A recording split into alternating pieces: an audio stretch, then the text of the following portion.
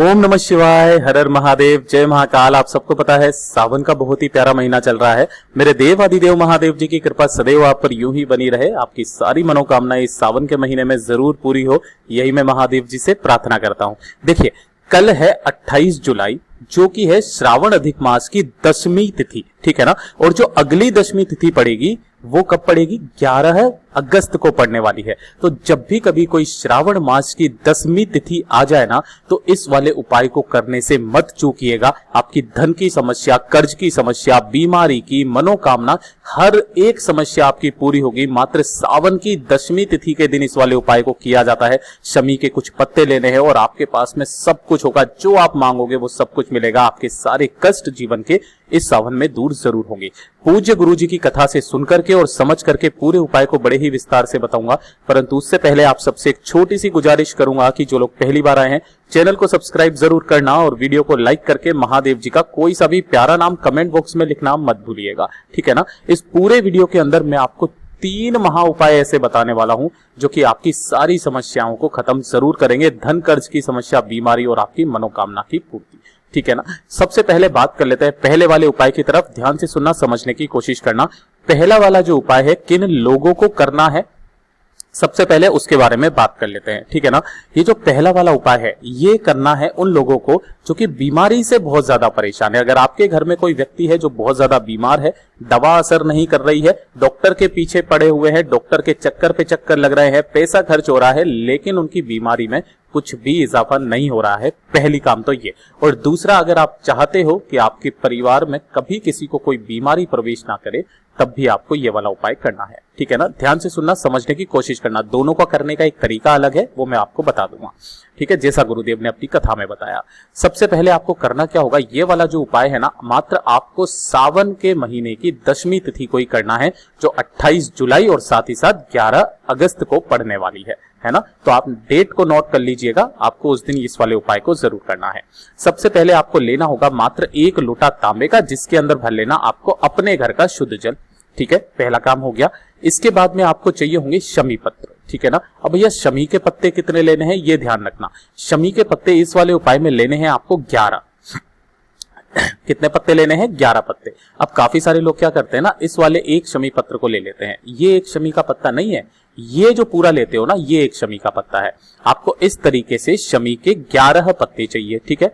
एक लेना होगा आपको बेलपत्री, है ना। एक तो बेलपत्री अलग से लेना और 2 बेलपत्र अलग से लेना, यानी कि आपको टोटल जो लेनी है वो लेनी है 3 में। तीनों का क्रम भी अलग अलग है, वो मैं आपको समझाऊंगा। तो 3 बेलपत्री ले लेना। उसके बाद में आपको लेना होगा क्या? पीपल के पत्ते। कितना? एक मात्र पीपल का पत्ता चाहिए।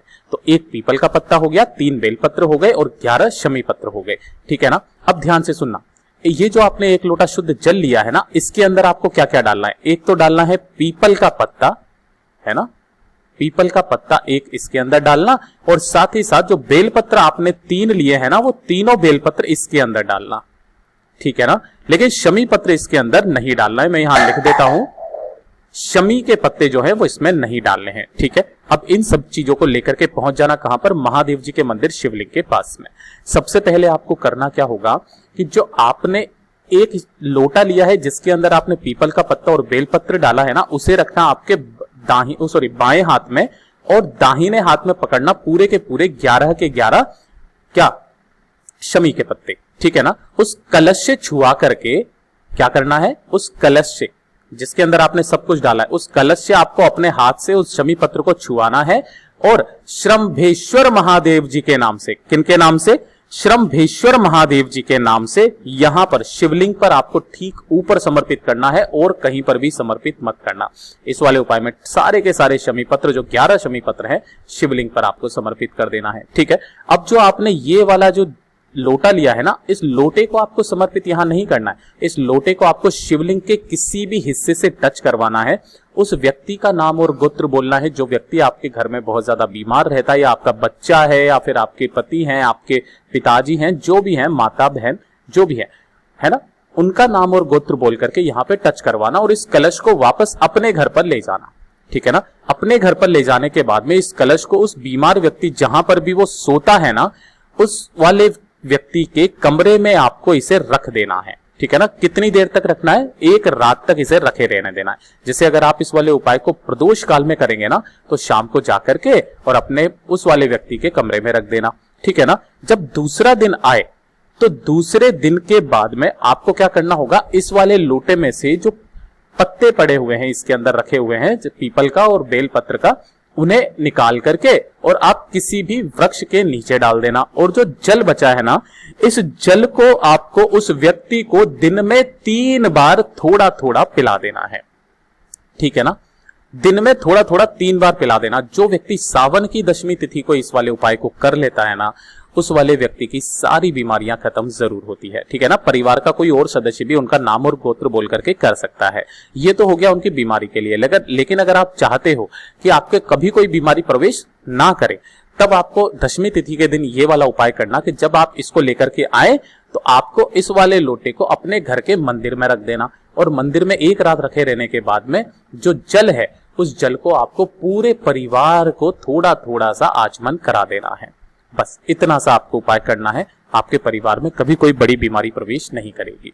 अब बात करते हैं दूसरे वाले उपाय की तरफ, ठीक है ना। देखिए, दूसरा वाला उपाय किन लोगों को करना है? जिनका धन की बहुत ज्यादा समस्या है या फिर कर्जा बहुत ज्यादा बढ़ गया है, उतर ही नहीं रहा है, लोन लेकर के रखा है, लोन चुका नहीं पा रहे हैं, है ना, धन संपदा बढ़ ही नहीं रही है, माता लक्ष्मी जी का वास नहीं हो रहा है, नौकरी नहीं लग रही है, काफी सारी समस्याएं अगर आपके जीवन में आ रही है, तो मात्र ये वाला उपाय करना सावन की दशमी तिथि को। मैं फिर से वापस निवेदन कर रहा हूं आपको, तिथि याद रखना, बस सावन की दशमी तिथि को। सुबह करना चाहो सुबह कर लो, शाम को करना चाहो शाम को कर लो, कोई दिक्कत नहीं है। आपको लेने होंगे शमी के पत्ते, ठीक है ना। इस वाले उपाय में आपको शमी के कितने पत्ते चाहिए? 7 शमी के पत्ते लेना, ठीक है। और साथ ही साथ ले लेना थोड़ा सा शहद, है ना। शहद ज्यादा लेने की जरूरत नहीं है, अभी आपको पता चल जाएगा कितना लेना है। तो जो आपने 7 शमी के पत्ते लिए है ना, एक छोटी सी कटोरी में शहद लेना और उन सभी के सभी पत्तों को उसके अंदर डुबो देना, है ना, जिससे कि वो शहद में डूब जाए अच्छे से। बस एक काम तो ये कर लिया। और दूसरा काम करना, आपको लेना होगा एक लोटा जिसके अंदर आपको अपने घर का शुद्ध जल भरना है, ठीक है ना। अब ध्यान से सुनना, आप थोड़ा सा जो जल है ना, अलग से एक जग में ज्यादा सा लेकर के जरूर जाना, ठीक है ना, क्योंकि आपको एक बार नहीं, इस बार आपको 2 बार जल चढ़ाना है। किस तरह से करना है ध्यान से सुनना। इन सभी को लेकर के पहुंचना कहां पर? महादेव जी के मंदिर शिवलिंग के पास। उत्तर दिशा की तरफ में फेस रख लेना। सबसे पहले आप करोगे क्या? एक लोटा शुद्ध जल मेरे देवादिदेव महादेव जी के ऊपर समर्पित करना। ओम नमः शिवाय, श्री शिवाय नमस्तुभ्यम का स्मरण करते हुए। पहला काम हो गया। अब दूसरे काम की बात करते हैं कि जो आपने शहद के अंदर शमी के पत्तों को डाला हुआ है ना, डुबो करके, उन्हें आपको क्या करना होगा? उन सभी 7 पत्तों को आपको समर्पित करना है। किस किस जगह पर समर्पित करना है वो ध्यान से सुनना। पहला जो आप समर्पित करोगे वो करोगे आप कहां पर? गणेश जी के स्थान पर, है ना। दूसरा भगवान शटानंद कार्तिकेय जी के स्थान पर। तीसरा माता अशोक सुंदरी के स्थान पर। चौथा नंदी बाबा के उठे वाले पैर पर, जो नंदी बाबा का जो उठा वाला पैर होता है ना, उस वाले पैर पर चौथा वाला, है ना। पांचवा कहां पर आपको समर्पित करना है? माता रानी के हस्तकमल पर। छठवां कहां पर? आपको जलाधारी पर। और जो अंत का बचा है ना, 7वां, वो आपको समर्पित करना है महादेव जी की शिवलिंग के ठीक ऊपर। क्रम याद रखना। इसी तरीके से आपको शहद में डूबे हुए शमी पत्र अपनी कामना कहते हुए यहां पर समर्पित कर देना, ठीक है ना। 2 मिनट यहां बैठ करके भगवान महादेव जी का जो भी मंत्र आपको आता हो, ओम नमः शिवाय, श्री शिवाय नमस्तुभ्यम का स्मरण करना। 2 मिनट यहां पर बोल करके और अपना नाम और गोत्र बोल करके अपनी कामना कह करके वापस घर की तरफ चले आना। पूज्य गुरुजी ने जैसा भी बताया वैसा ही बताया ना। उसके घर में कभी भी धन संपदा की कमी नहीं होती है ना, और साथ ही साथ कर्ज से मुक्त रहता है। अब ध्यान से सुनना, इसके बाद में आपको करना क्या होगा? घर पर जाने से पहले एक काम और करना जो मैं बताना भूल गया हूं। आपको करना क्या होगा? जो बाकी का शहद बचा है ना कटोरी के अंदर, अगर थोड़ा सा शहद रह जाए तो उस शहद को भी आपको इसी शिवलिंग के ठीक ऊपर समर्पित करना है और उसके बाद में जल से इसका अभिषेक कर देना है अच्छे से, ताकि वहां से जो शहद है उसका अभिषेक जल्दी से हो जाए, वो भी हट जाए, क्योंकि आपने शहद चढ़ाया है, ठीक है ना। तो लास्ट में ये लोटा जल जरूर चढ़ा करके आना। ऐसा करके जो व्यक्ति आ जाएगा वो हमेशा महादेव जी की कृपा में रहेगा, ठीक। अब बात कर लेते हैं तीसरे वाले उपाय की तरफ। अब ये जो तीसरा वाला उपाय है ना, ये 2 तरीके से किया जाता है। देखिए, एक होता है रोग मुक्ति के लिए, एक होता है मनोकामना पूर्ति के लिए। दोनों का क्रम अलग है, वो ध्यान से सुनना तीसरे वाले उपाय के अंदर, ठीक है ना। मैं एक एक करके आपको बताता हूं, ध्यान से सुनना।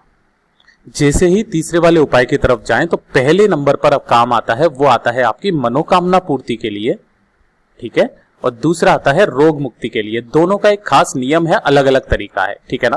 ध्यान से सुनना, आपको मात्र इसके लिए लेनी होगी एक बेलपत्र और एक ले लेना तांबे का लोटा, जिसके अंदर आपको कुछ नहीं भरना है, अपने घर का शुद्ध जल भरना है, इसके अलावा और कुछ भी मत लेना, ठीक है ना। इन दोनों चीजों को लेकर के पहुंच जाना कहां पर, महादेव जी के मंदिर शिवलिंग के पास, ठीक है। अगर देखिए ध्यान से, सबसे पहले तो आपको करना क्या होगा, ध्यान रखना, पहले अगर आप बेलपत्र समर्पित करते हैं और उसके बाद में जल समर्पित करते हो, ठीक है ना, तो ये होता है आपकी बीमारी के लिए। जैसे पहले आपने बेल को समर्पित करने का तरीका, एक तो लेना डंडी जो रहेगी जलाधारी के तरफ में, और बेलपत्री की जो बड़ी वाली पत्ती है वो रहेगी आपकी तरफ, और आपका फेस रहेगा उत्तर दिशा की तरफ।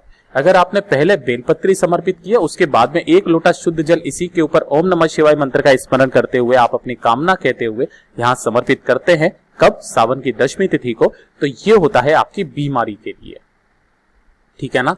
लेकिन अगर आप अपनी मनोकामना पूर्ति के लिए इस उपाय को करते हो, तो पहले आपको समर्पित करना होगा क्या, जल, है ना। पहले आएगा जल, और उसके बाद में आपको जो बेलपत्री ली है उस बेलपत्री को इस स्थान से पकड़कर आपको महादेव जी की शिवलिंग के ठीक ऊपर आपको समर्पित कर देना होगा। ओम नमः शिवाय, श्री शिवाय नमस्तुभ्यम का स्मरण करते हुए, और इसी के ऊपर हथेली रख करके अपनी कामना कह देना, ठीक है ना। आपकी जो भी कामना होगी सावन के महीने में जरूर पूरी होगी। पूज्य गुरुजी ने जैसा अपनी कथाओं में बताया, वैसा आसान भाषा में आपको बताने का संपूर्ण प्रयास किया। वीडियो अगर पसंद आया हो तो लाइक जरूर करना, साथ ही साथ चैनल को सब्सक्राइब जरूर कीजिएगा।